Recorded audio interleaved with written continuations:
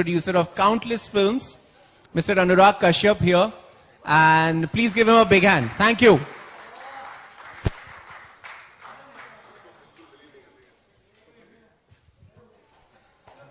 ये सारा ड्रामा कल रात को साथ में सोने के बाद का है।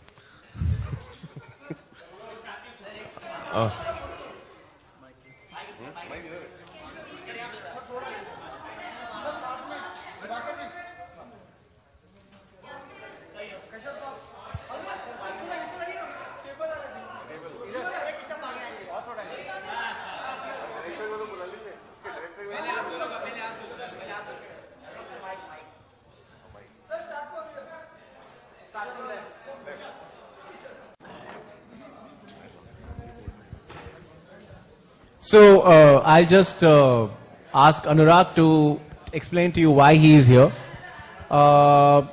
Just to tell you, एक पॉइंट ऐसा था जब मेरे को बहुत डर लग रहा था कि मैं फिल्म प्रोड्यूस कर पाऊंगा कि नहीं, क्योंकि जैसा कि मैंने इस इंटरव्यू में ही कहा है कि मेरे से अपनी फिल्म ही नहीं संभलती, मैं किसी और की फिल्म कैसे संभालूंगा, खास करके जो टैलेंटेड है और शायद मेरे से भी बहुत ज्यादा टैलेंटेड है, क्योंकि बहुत बड़ा एक रिस्पॉन्सिबिलिटी होता है। तो मैं किसी के रास्ते में नहीं आना चाह रहा था कि मेरे चक्कर में तेरी फिल्म रुक जाएगी, मैं कैसे करूंगा। तो उस टाइम अनुराग ने मेरे को फोन करके एक रात को एक धमकी दी थी। तो that's why he is here. So I will give the phone, I mean I will give the mic to Anurag and let him tell you how Titli came to be made and how we are here. नहीं, ऐसा कुछ नहीं, थोड़ा Diwakar exaggerate करता है। मैंने इसको कहा तू नहीं बना रहा तो बता दे, मैं बना देता हूँ picture, because this film should be made. तो दिवाकर तुरंत अगले दिन प्रोड्यूसर बन गया कि मैं तो नहीं जाने देने वाला हूँ ये पिक्चर। पहले जब कनु और मैं बहुत दिन से we were meeting on the film, क्योंकि जो चीज घर में होती है वो लगता है कि ठीक है, may be should I do it, should I not do it and all that. And when Anurag actually तितली के दो प्रोड्यूसर्स थे मेरे से पहले, वो आई मीन जो प्रोड्यूस करना चाह रहे थे, एक थे अनुराग कश्यप और एक थे यशराज फिल्म्स, क्योंकि यशराज फिल्म्स ने खुद भी तितली की स्क्रिप्ट पढ़ी थी and YRF was also interested, but at that time YRF और DBP का को प्रोडक्शन नहीं हुआ था। तो इन दोनों के हाथ से मैंने तितली छीन ली, और इसलिए आज जो ये लोग फेमस लोग हैं इनके साथ मैं भी बैठ रहा हूं और मेरे को बड़ा अच्छा लग रहा है। Thank you. तो घर की बात से याद आई कि we will introduce the family of Titli and what you did with them. तो first I will call uncle papa. हम ऊपर से चालू करते हैं। फैमिली सबसे जो सीनियर हैं तितली की फैमिली में, पापा आइए।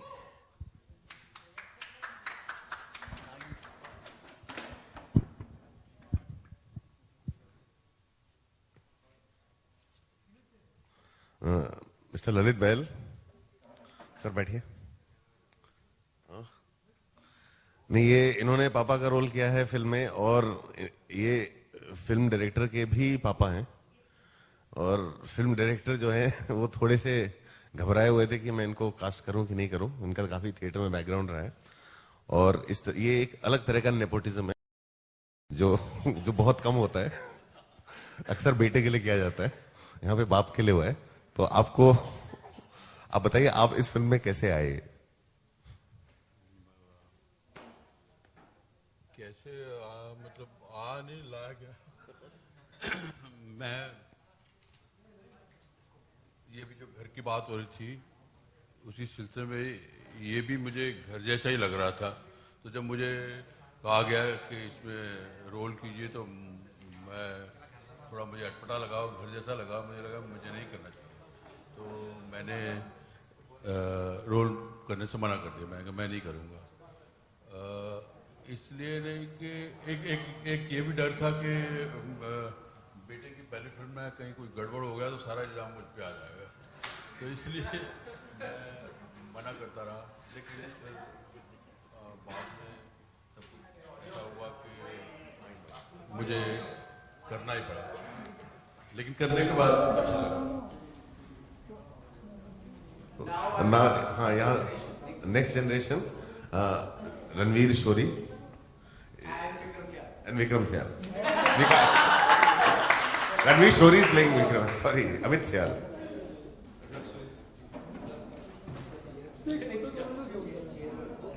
अब आप बताइए, आप कहाँ से आए? So to know them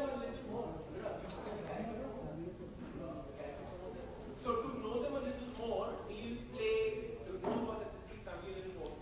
We'll play three promos, right? Raisa? No, one episode. One episode we give them an exclusive. Okay, so know a little more about the Titli family. We just please play.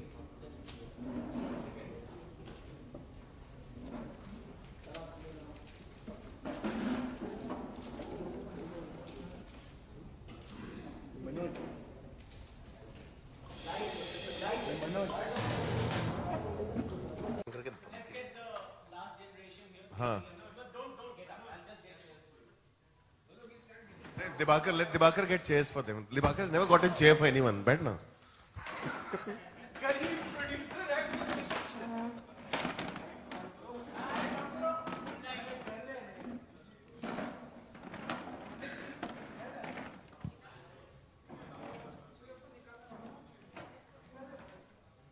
Ranveer थोड़ा chair count कर लेना.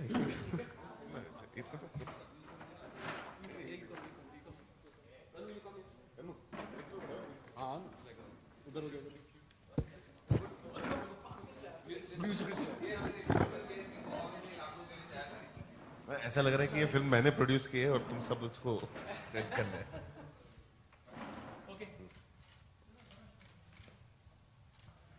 So any questions?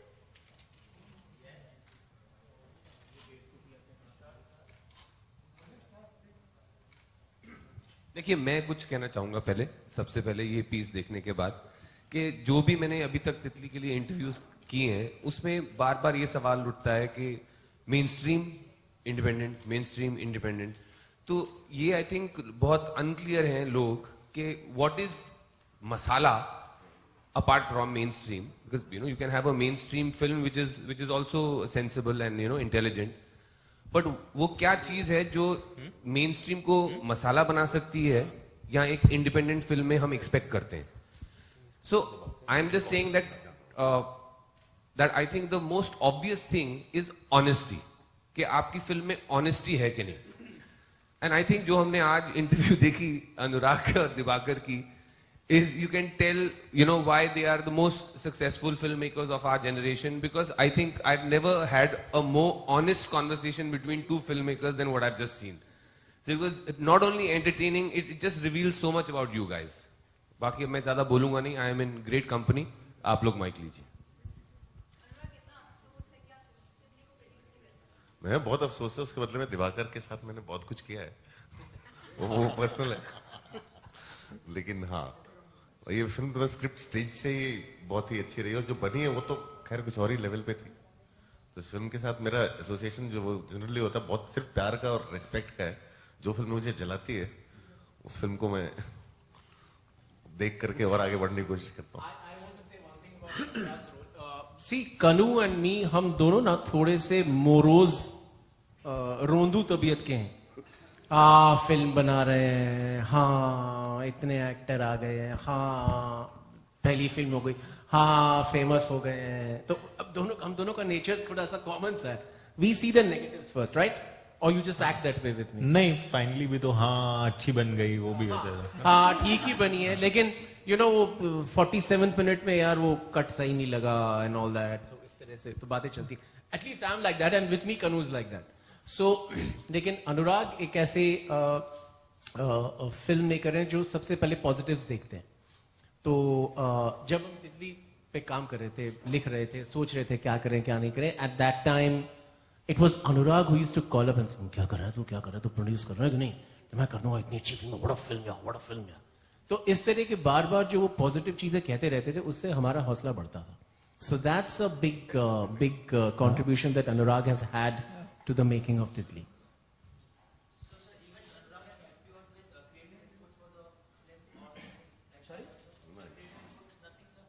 मैं जब खुद की फिल्में produce करता हूँ, मैं प्रोड्यूसर होता हूँ और मैं वैसा प्रोड्यूसर बनने की कोशिश करता हूँ जैसे प्रोड्यूसर मैं चाहता हूँ कि वो फिल्म मुझे अपनी बनाने दे.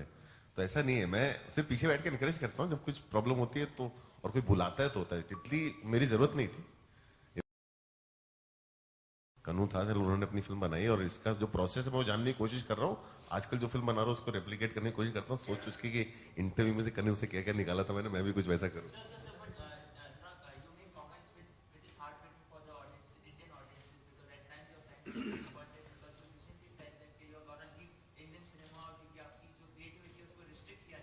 मैंने ऐसा बिल्कुल नहीं कहा, ये भी आप ही ने कहा था।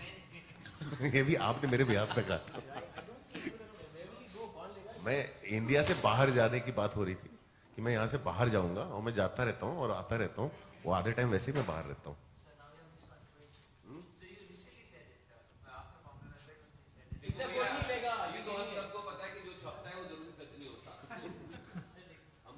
बात उसमें जो भी छपी थी वो सिर्फ इसलिए कि मैं बाहर जा रहा हूँ, जो कि आधा सच है, जो मैं आधा टाइम बाहर रहता हूँ।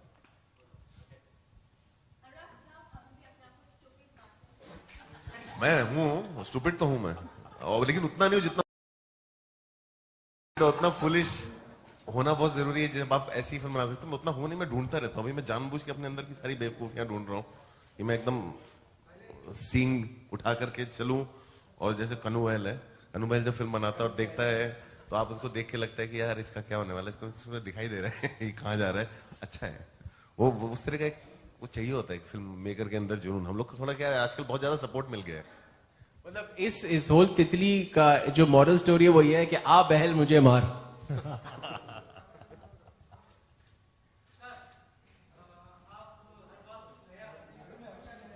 तितली, इस बार नया तितली कर रहा हूं। आप जब ये फिल्म देखेंगे तो उसके बाद मैं बात करूंगा कि मैं क्या कर रहा हूं और उसमें इसका कितना बड़ा हाथ है। पहले मसान फिल्म आ चुकी है और अब तितली आ रही है, तो आपको लगता है कि अब ये फिल्म आने से जो पैरेलल सिनेमा का दौर है वो एक बार वापस आ रहा है? एक तो पहली गलती हम ये करते हैं कि बिना देखे फिल्म को सीधा पैरेलल बना देते हैं। मेरे ख्याल से तितली वो पैरेलल सिनेमा नहीं है। तितली वो बहुत ही इंपैक्टफुल, स्ट्रॉन्ग, अच्छा सिनेमा है जो हम देख रहे हैं और हमारी ऑडियंस देखने जा रही है। से चलता रहा है, धीरे धीरे बिल्टअप हो रहा है, बहुत सालों से चलता रहा है। अब वो ऐसा, अब इतनी अच्छा समय आ गया है कि हर 1-2 महीने में एक ऐसी फिल्म आ रही है। तो कह सकते हैं कि कमर्शियल फिल्म होगी? मैं तो होप करता हूं हर अच्छी फिल्म कमर्शियल फिल्म हो, हर अच्छी फिल्म कमर्शियल फिल्म होनी चाहिए। और मेरा कमर्शियल का डेफिनेशन है कि जो फिल्म बाहर जाए और लोग उससे एंगेज करें और जो पैसा कमाए वो कमर्शियल फिल्म है। और तितली जो है एक ऐसी फिल्म है जो मैं पता नहीं कितनी बार देख चुका हूं और हर बार वैसे ही देखता हूं और हर बार घुस जाता हूं उसमें। और मेरा सवाल दिवाकर से है। दिवाकर, जो फिल्म का टैग लाइन है वो है हर फैमिली फैमिली नहीं होती है, तो आखिर क्या होती है? हर फैमिली वो वाली फैमिली नहीं होती जो फैमिली देखने से आप अभ्यस्त हैं। आपके घर में जो फैमिली होती है, देखिए हर फैमिली फैमिली नहीं होती। वो ऊपर वाला व्हाइट में, नीचे वाला रेड है, ये सिंबोलिज्म है। जो व्हाइट है वो आपके घर वाली फैमिली है और जो रेड वाली लाइन है वो आपकी फिल्म वाली फैमिली है। आप जब फिल्मों में आके फैमिली को देखते हैं तो उसमें बाप, बेटा, बेटी, बहू, भाई एक तरीके से बिहेव करते हैं। आपके घर में कैसे बिहेव करते हैं? आपके पिताजी ने कभी आपको बोला था कि जा तुझे जो बनना है बन? अच्छा, बोला था? आपके पिताजी से मैं मिलना चाहूंगा और उनका हाल, क्योंकि हम सब ज्यादातर आप ही को देखकर बनी थी वो फिल्म फिर। हम सब के ज्यादातर पिताजियों ने हमसे यही कहा है और उन्होंने अपने धर्म से सही कहा है कि ये सब तो ठीक है, अभी वो इंजीनियरिंग का कोर्स है वो पूरा कर लो, उसके बाद देखते हैं क्या करते हैं, ठीक है?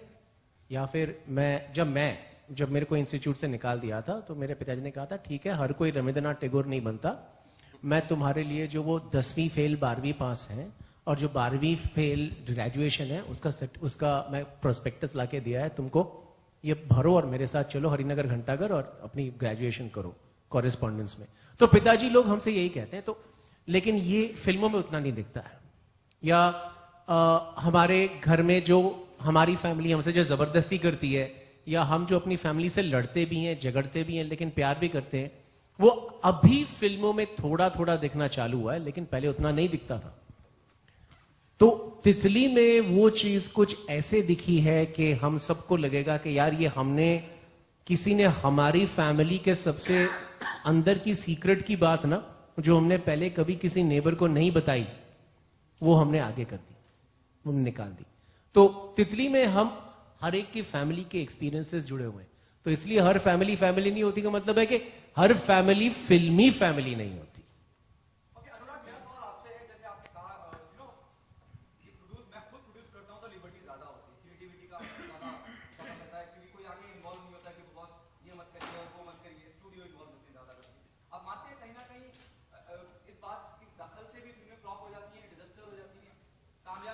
नहीं है, हर फिल्म की एक अलग कहानी होती है।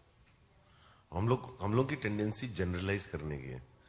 मैं नहीं दखल करना चाहता हूं सिर्फ इसलिए क्योंकि मैं खुद की फिल्म में कभी दखल पसंद नहीं करता हूं, और मुझे है कि फिल्म एक डायरेक्टर की होती है, उसकी अपनी इंडिविजुअली आइडेंटिटी होती है, उसका पॉइंट ऑफ व्यू होता है, उसको आप ऑल्टर नहीं कर सकते। कुछ फिल्में ऐसी होती हैं जो लोग शुरुआत से ही एक कलेक्टिव माइंडसेट से आती हैं, वो एक अलग तरह का होता है। तो वो बहुत ही मतलब अच्छी फिल्में फ्लॉप भी होती हैं, बुरी फिल्में भी चलती हैं, अच्छी फिल्में बहुत हिट भी होती हैं, और कई बार बुरी फिल्मों का वही हश्र होता है जो होना चाहिए। तो ये सब चीजें कोई सेट नहीं है, ये सब कुछ सेट नहीं है। वो कहां से कब कैसे क्या होता है वो देखने की बात है।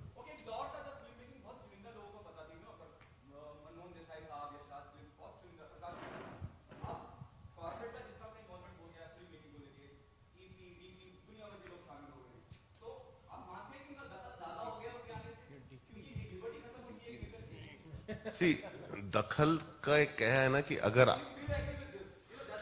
नहीं आप जिस दखल की बात कर रहे हैं वो एक हमेशा से किसी भी चीज में चाहे तो अपना ओपिनियन दे सकता है, वो तो फिल्म मेकर के ऊपर डिपेंड करता है। मतलब मुझे नहीं लगता कि कन्नू बहल जैसा फिल्म मेकर किसी तरह का दखल जो है डील कर पाएगा दिवाकर डील कर पाएंगे या मैं डील कर पाऊंगा। तो दखल आप कितना स्पेस देते हो किसी को दखल देने का, या आप अपना काम कितना नहीं जानते हो। कई बार आप सामने किसी से डील कर रहे हो, आपको लगता है कि यार इसने स्क्रिप्ट तो बड़ी अच्छी लिखी थी, लेकिन इसको मुझे तो पता ही नहीं आदमी जो बोल भी रहा है सही बोल रहा है, इसको समझ में आता है कि नहीं आता। कई बार ऐसी चीज हो जाती है कि वो आपके इंटरवेंशन से ही सॉल्व होती है, सामने वाला खुद ही आके बोलता है भाई मुझे रास्ता दिखाओ। तो ऐसा नहीं है, वो हमेशा से रहा है, शुरू से रहा है। बल्कि कॉर्पोरेट के आने की वजह से या कॉर्पोरेटाइजेशन की वजह से या इंटरनेट की वजह से सिनेमा जो है बहुत सारा इस तरह का जो सिनेमा बन रहा है, और बहुत सारा बनना पॉसिबल हो गया है आज की डेट में। तो आई थिंक जो भी होता है सब सही ही होता है, मतलब इतना ज्यादा नहीं सोचता हूं मैं।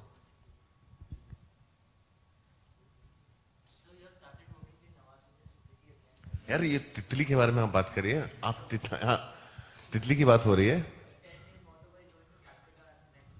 यार, मुझे नहीं मालूम, तेरे को लगता है तेरे पास सबका आइटिनरी है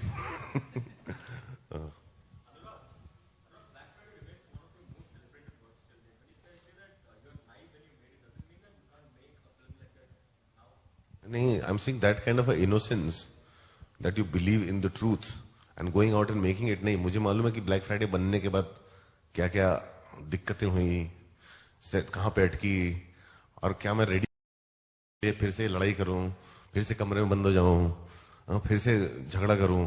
तो वो सारी चीजें हमको एक तरह से वाइजर बना देती हैं। वो वाइजर बनाने की वजह से क्या होता है कि जब हम एक दूसरी सच्ची कहानी पे फिल्म बना रहे होते हैं, गैंग्स ऑफ वासेपुर जैसी, सबसे पहले नाम बदल देते हैं, ठीक है। तो वो वहां से इधर पहुंचने में आपने वो प्योरिटी पहले तो लूज की। मुझे थोड़ी ना मालूम था कि असली नाम लेने से इतने प्रॉब्लम होंगे। तो कहीं ना कहीं आप इनोसेंस, एक्सपीरियंस से वो नाइविटी, वो सब चीजें धीरे धीरे लूज करते जाते हैं। तो जो इंटीग्रिटी और ऑनेस्टी है ब्लैक फ्राइडे में की पावर उसकी ऑनेस्टी से आती है। जब वो ऑनेस्टी कहीं ना कहीं हल्की हल्की मैनिपुलेट खुद के अंदर हो गई है तो फिल्म भी नहीं रहेगी। सो मैं उसके लिए मुझे वापस अपने इनोसेंस फेज में जाना पड़ेगा, जो मैं वहां से काफी आगे निकल चुका हूं। हम लोग ने इतने थपेड़े झेले हैं कि हम कुछ और बन चुके हैं आज की डेट में। सो अभी हमें अपना बहुत मुश्किल काम है। हम लोगों की स्ट्रगल ये रहती है, आई थिंक दिवाकर की भी यही रहती है, ये तो अभी भी है उधर कि कॉन्स्टेंटली अपने अंदर जाके वो ढूंढे जो फेयरलेस है, जो जो जो इनोसेंट है, ऑनेस्ट है। तो लड़ाई हमारी वही अपने आप से वही होती है। It's a common journey for every human being.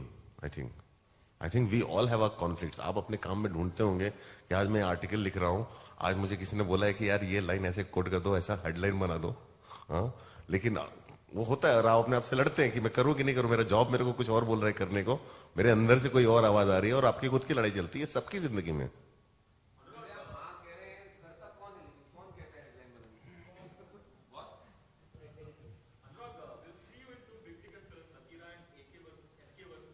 यार अभी देखिए आपको ना, आप हम तितली के बारे में बात करेंगे और नहीं, एक generally I am telling, I am appealing to, I am saying when we make a film like Titli, the film like Titli needs to get out there and be seen by people. So I'm saying stop looking for your headlines and stop looking for anything. Let's talk about Titli. So my question is, what advice would you give to a filmmaker like Kanu who's making his first film with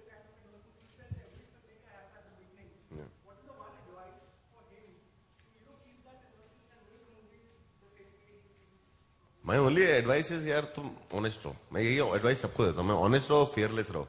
मैं तो यहाँ पे कन्नू से advice लूंगा कि तूने ये सब चीजें कैसे अचीव की, मैं तो उस तरह से जाता हूँ कन्नू के पास, but I always say that be honest and be fearless. How do you choose the characters in the film? मतलब how do you choose each of these people for the roles that you put them in? For the parts that they played, it was a completely different process. हर एक के लिए अलग था। रणवीर के लिए तो role लिखा ही था हमने, तो वी वर रियली लकी कि रणवीर हमको मिल गया। He read the script and he fortunately like the script. तो it was the same for Amit. Amit के साथ मैंने LSD में काम किया हुआ था, and I think is one of the most underrated actors in the country. So Amit और रणवीर तो दोनों के लिए लिखा था और मिल गए।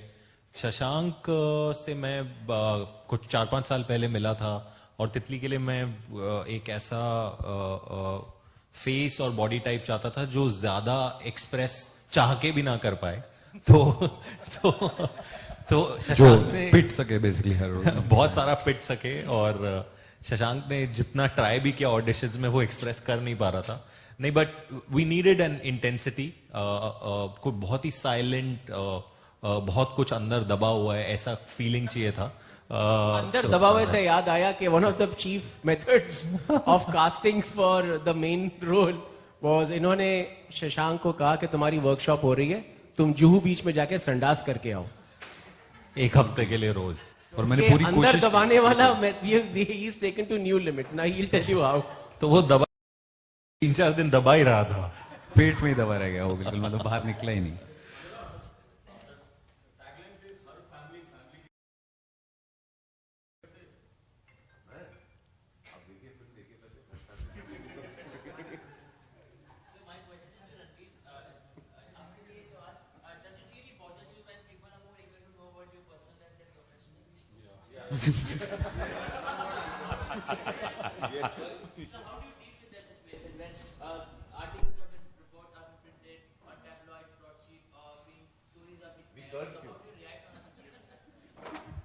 Sir, it's like how you learn to, if you live in a place which is surrounded by bats or by mosquitoes, and तो आप क्या करोगे? कभी मल लोगे, वो जो क्या कहते हो, ओडोमॉस लगा लोगे, बैट रख लोगे, similar situations. So you just try the best to get how to get out of this.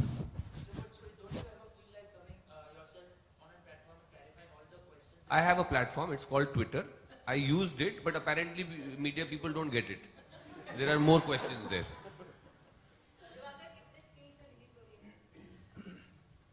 Upwards of 3,000. अबे मजाक कर रहा था यार।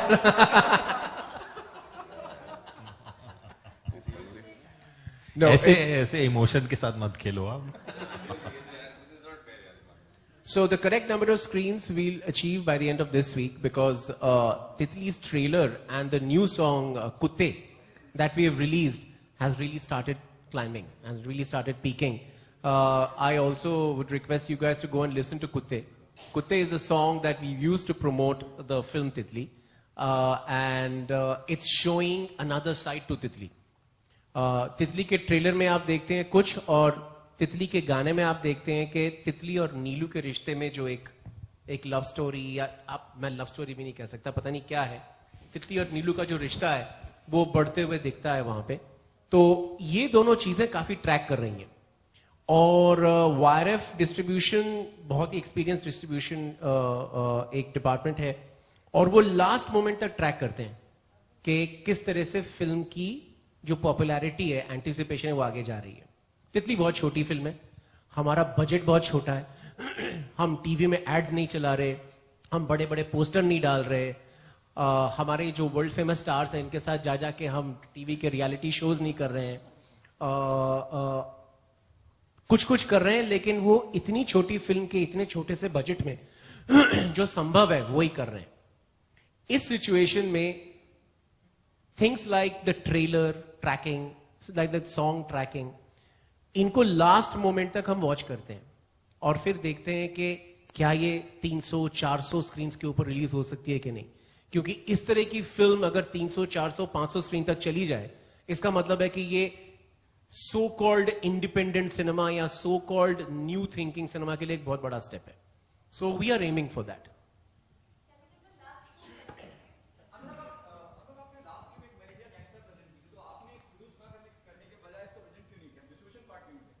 ये फिल्म यशराज को दिवाकर बनर्जी की फिल्म को मुझे प्रेजेंट करने की जरूरत है। मैं सर देखिए, लाइफ में चीजें ऐसे नहीं होती। हर आदमी एक बिजनेस ट्रांजैक्शन नहीं होता। एक बहुत अच्छी फिल्म है जिसको मेरी जरूरत नहीं है लाइफ में, और मुझे इस फिल्म की जरूरत है। मुझे जिस तरह से जब आप फिल्म देखोगे आप समझोगे मैं क्यों बोलता रहता हूँ कि अप्रोच टू परफॉर्मेंस और approach to how to go about and make a film like this, and वो सारी चीजें देख के जो मैं अमेज था, वो अभी भी हूँ। और मैं उस प्रोसेस में घुसने की कोशिश करता रहता हूँ। मेरा ये है कि मैं ये प्रोसेस कब अचीव कर पाऊंगा। तो वो जो है ना, जब आप देखोगे तो मैं किसी फिल्म के साथ जुड़ता हूँ सिर्फ उस फिल्म को के प्यार के लिए। तो ऐसा कुछ नहीं है। जब मैं डिस्ट्रीब्यूट भी करते थे हम लोग फिल्म, तब भी मेरे को डिस्ट्रीब्यूशन क्या खाक समझ में आता है। वो तो मैं बस वही करता जो लोग मुझे बोलते थे करने।